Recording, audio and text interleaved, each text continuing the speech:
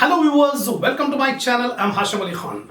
Last video I have explained you about the meaning of the term queuing theory and what are the characteristic features of queuing theory and single channel queuing model. These three topics I have already covered in the last video. Now this video is the continuation of the theory of queuing. Now in this video I'm going to explain you about the benefits of queuing theory, limitations of queuing theory and the constituents of a single channel queuing model. Apart from problems, this theory is very important because in examination you may be asked regarding what are the advantages, limitations and constituents of a single channel queuing model. So don't ignore the theory, watch the video till the end to get the complete command on the concept of queuing theory.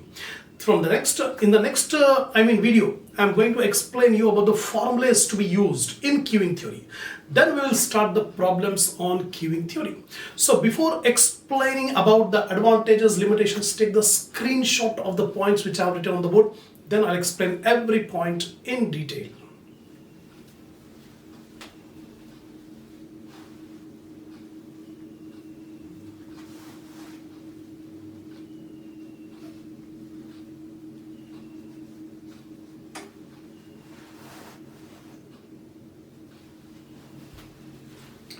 Now, what are the benefits of queuing theory? The first benefit of queuing theory is queuing theory attempts to formulate, interpret and predict for the purpose of understanding the queues and for the scope to introduce remedies such as adequate service with tolerable waiting. See, in a queue, the people will come in line, wait for some time before getting the service. After getting the service, they will leave. So two aspects are there. First of all, the customers are coming and waiting in the queue. That is the waiting time. And nobody wants to wait. They want the service as soon as possible. So our objective is to reduce the waiting time. At the same time, the server, the service center, the server will provide the service to the customers. The server should not remain idle. If the server is idle, cost will be incurred. So this queuing theory helps in understanding, formulating, then predicting, analyzing the behavior of the queues so that we can be able to minimize the waiting time and also reducing the cost of services provided. That is the first advantage. The second advantage of this queuing theory is it provides models that are capable of influencing arrival pattern of customers or to determine the most appropriate amount of service or number of service stations. Now remember, the business or the organization which provide the service have to understand the behavior of the customers arriving. Only after understanding the behavior of arrival of customers, the organization will decide how many centers we require which provide the service. If the organization see more number of customers are coming, then it needs to start more than one channel, more than one centers for providing the service. So this queuing theory will be helpful in understanding the arrival rate. That is the advantage. Now the third advantage is queuing model help in striking balance between the two opportunity costs to achieve near optimization or correct ratio of waiting cost and service cost. Actually, two costs are there. Opportunity cost. The opportunity cost is if the customers are arriving and waiting in the queue for a long period, that will give them more dissatisfaction. Next time they may not come. When the customers are not coming, so we will lose the revenue. So this is the opportunity cost that customers dissatisfied are not coming to get the service. So we are losing the money because the customers are dissatisfied. Secondly, the service cost. The organization wants to incur the minimum cost to provide the service. If the cost is increasing, there is no use. That means profitability will come down. So objective of this queuing theory is to make an optimization between the opportunity cost of losing the customers because of long queues and secondly the actual cost of providing the service. Next, fourth one is queuing model essentially relates to the study of behavior of waiting lines. That is mathematical technique utilizing concept of stochastic process. Stochastic process means uncertain process. See here, in a queuing model, the arrival rate is completely uncertain. We do not know when the customer will come. The customer will not follow the same, rhythm. That means we cannot say every 10 minutes or every 15 minutes only customer may come. The customer may come at any time. It is called stochastic process. So whenever stochastic process is there, we have to apply the mathematical model to understand the arriving behavior of the customers.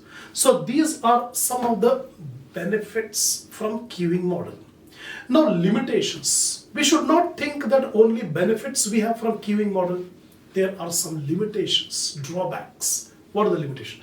The single channel queuing model is the most simple model which is based on a number of assumptions. First of all, whatever theory we are discussing about queuing, that is based on some assumptions. If the assumptions are satisfied, then our theory will be true. Otherwise, the theory will not serve any purpose if assumptions are not satisfied. So what are the assumptions? Now we will see. However, in reality, there are several limitations of this model in its application. When we apply, it will be difficult to get all the benefits because the assumptions are not satisfied. What are the assumptions? First, one obvious limitation is the possibility that the waiting space may be limited. We assume that there is a lot of space available for the customers, but it is not possible. Always there is a limit on accommodation of the customers.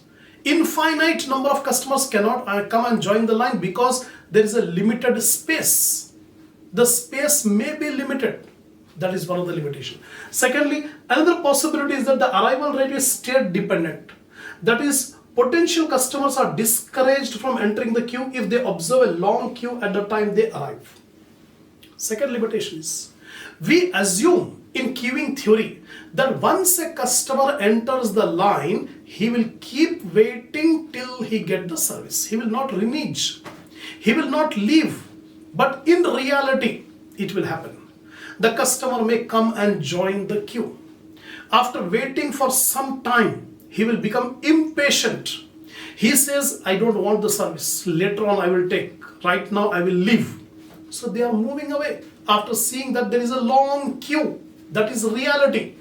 But here, the queuing theory assumes that once a customer comes, he will stand in the queue till he gets the service.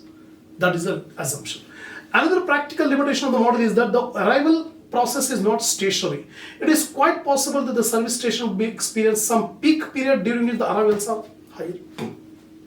Thirdly, we assume that the arrivals are stationary. Stationary means on an average we are calculating.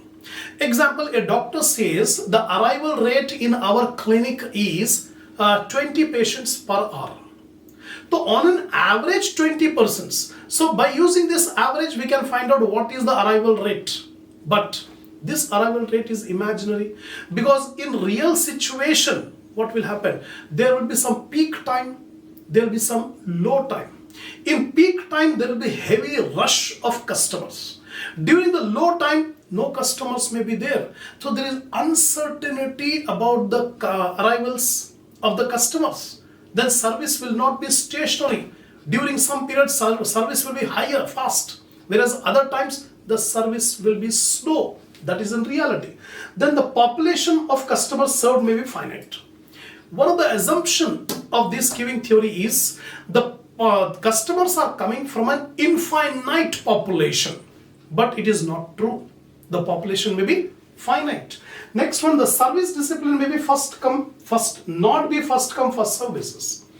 Normally in single channel queuing model, one of the assumption is we serve according to first in, first served. First comes, first served basis. But in reality, there are situations where we do not follow this first come, first served basis. Example, children first, or ladies first, or old age first. Like that, we are deviating from the normal rule. That is also one of the assumptions. Then, in general, the validity of these models depends on the stringent assumptions that are often unrealistic in practice. So this single channel queuing model or queuing theory depends on the assumption, and most of the times in real practice the assumptions will not fulfill. When the assumptions are not fulfilled, we are not going to get 100% true result of this queuing theory, right? That is a limitation. So I have discussed about the merits and demerits. Now queuing models. Broadly we have two models in queuing. The first is deterministic model. Second one is probabilistic model. Deterministic model means we are certain about the arrival rate and the service rate. When completely known, we definitely know what is the rate of arrival and definitely know what is the rate of service. It is called deterministic model. But in reality, it is difficult to say that queuing theory will be deterministic. In many situations, in majority of cases, we will see that the model is probabilistic. Probabilistic means it is uncertain. The arrival rate and the service rate are completely uncertain. We can calculate the average, but strictly that average will not apply. That is, these are the two models. Now, constituents of a single channel queuing model. What are the different parts of the single channel queuing model? The first is input or arrival process. In this input of arrival process, we assume that from an infinite population, few persons, few customers are coming into the system. They are waiting in the line for some period before getting the service. Once they reach the service center, they will get the service. After getting the service, they will move away from the system. So here in the input process describes the way in which the customers arrive and join the system. How they are coming and joining the system. Generally the customers arrive in random fashion. I already told you many times. There is no rhythm. There is no uniformity in the arrival of customers. The customers will come in a random fashion. One customer comes immediately within 5 minutes. The next customer after half an hour, no customer comes. Then after half an hour, immediately through 2-3 customers may come. So there is completely random fashion the arrivals are coming. Usually the input process is described by the probability distribution of time interval between successive interval and the number of units that arrive during such intervals. So we apply a probabilistic distribution law, that is Poisson probability distribution law, to find out the arrival rate. We apply Poisson probability distribution because the arrivals are completely stochastic, completely uncertain. Now, a single channel queuing system is based on the assumption that arrivals follow Poisson distribution with a mean arrival rate lambda. This symbol which you can see here, this symbol is called lambda, L-A-M-D-A. So this lambda denotes the arrival rate. How many units are arriving per unit of time? Per unit of time means let it be per hour. In 1 hour, how many customers are arriving? That is lambda. Now, service mechanism. How the service are provided. This means the arrangement of service facility to serve the customers. How the servers are arranged. Service stations are arranged in order to provide service to the customers. So if there are infinite number of servers, then all the customers are served instantaneously on arrival and there will be no queue. Suppose if there are many service stations, many servers, then nobody has to wait. Whoever comes can get the service instantaneously without waiting. But this situation will not arise in real practice. Because if the business operates so many stations, serving stations, then what will happen? The cost will be very high. That's why they cannot provide infinite number of service stations. Now, if the number of servers are finite, then the customers are served according to specific order. When we are having limited servers, limited service stations, then how the customers will be served? Because many customers are coming. So there should be some discipline. there should be some order of providing the service to the customers. In a single channel queuing system, the service times follow exponential distribution, and the mean service rate is known as mu. This symbol which you can see is mu. So two symbols we are using, lambda and mu. Lambda means the arrival rate and mu means the service rate. So how many customers can be served per hour or per unit of time? That is called mu. Last one is queue discipline. Queue discipline means what are the rules when customer arrives and join the line, and what are the rules of providing the service to the customers. So the queuing discipline is the rule determining the formation of the queue, the manner of customer behavior while waiting, and the manner in which they are chosen for service. So what are the rules regarding how the customers are coming and joining the line, joining the queue, and to know the behavior of the customer while standing in the line, and also what is the rule regarding providing the service to the customers. Now it is the rule according to which customers are selected for service when a queue had been formed. The customers are served normally on the basis of first come first served basis. Those who come first will be served first. That is the normal service discipline. Now next one is regarding arrival rate. The arrival rate means the rate at which the customers will arrive in the system per unit of time. Per unit of time means let it be per hour. So how many customers are coming in 1 hour and joining the system? That is called arrival rate. And arrival rate is denoted by a Latin word lambda. That is lambda, right? And service rate, the rate at which the service is provided to the customers, and the rate at which service is provided to customers is exponentially distributed and denoted by mu, right? Last one, traffic intensity or utilization rate. This is very important concept. Very frequently they will ask in short theory question apart from problems. So what is utilization rate or what is traffic intensity? The rate at which available service facility is utilized is known as traffic. The rate at which available service facility is utilized. A business organization is having a service facility. How much percentage of time this service facility is utilized? Example I'll give you. A doctor spends 2 hours in his clinic giving the service to the patients. Out of 2 hours, suppose half an hour he is remaining idle.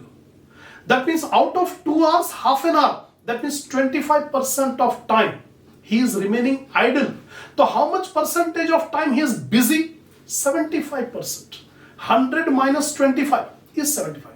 Out of the total 2 hours time, half an hour he is remaining idle, not providing service. So 1.5 hour he is providing the service. So 75% of time the doctor is busy, and that is traffic intensity.